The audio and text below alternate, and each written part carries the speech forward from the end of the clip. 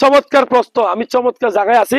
অর্থাৎ calcium tablet, বড় বড় ট্যাবলেট, আপনি একটা মানুষের, এরকম সুস্থ মানুষের 1000 থেকে 1200 মিলিগ্রাম ক্যালসিয়াম দরকার। কতটুকু? 1000 থেকে 1200 মিলিগ্রাম।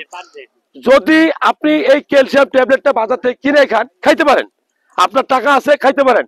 কিন্তু এই অতিরিক্ত ক্যালসিয়াম ট্যাবলেট খেলে কি হবে? মূলত হবে পেটে গ্যাস্ট্রিক, আপনার পায়খানা হবে কষা, আপনার কিডনিতে এবং প্রস্রাবের থলিতে, এমনকি প্রস্রাবের নালীতে পাথর হইতে পারে অতিরিক্ত ক্যালসিয়াম ট্যাবলেট খাইলে।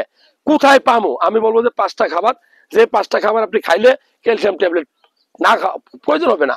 নাম্বার 1, দুধ, দুধে সর্বোচ্চ ক্যালসিয়াম থাকে। নাম্বার 2, লাল মাংস, সেটা মুরগি, খাসি, গরু, ভেড়া, ছাগল, যাই হোক, লাল মাংসে। আর কোথায়? এগুলো তো দামি খাবার। আমি বলবো যে রাস্তার পাশে যে কচু শাক থেকে শুরু করে পুঁই শাক, পালং শাক, যে কোনো সবুজ শাক সবজিতে। আর কোথায় পাবেন? ওই যে পেয়ারা গাছ, পেয়ারার চামড়াতে ক্যালসিয়াম হিউজ, পেয়ারাতে হিউজ ক্যালসিয়াম। আর কোথায় পাবেন? যে কোনো বাদাম, কিন্তু স্পেশালি আপনি যদি কাঠবাদাম খান, ক্যালসিয়ামের ঘাটতি হবে না।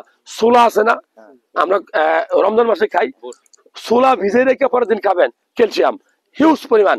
চিয়া সিড আছে না, চিয়া সিড, এই চিয়া সিডে সর্বোচ্চ পরিমাণ ক্যালসিয়াম থাকে। ভালো লাগলে তথ্যগুলা শেয়ার করবেন।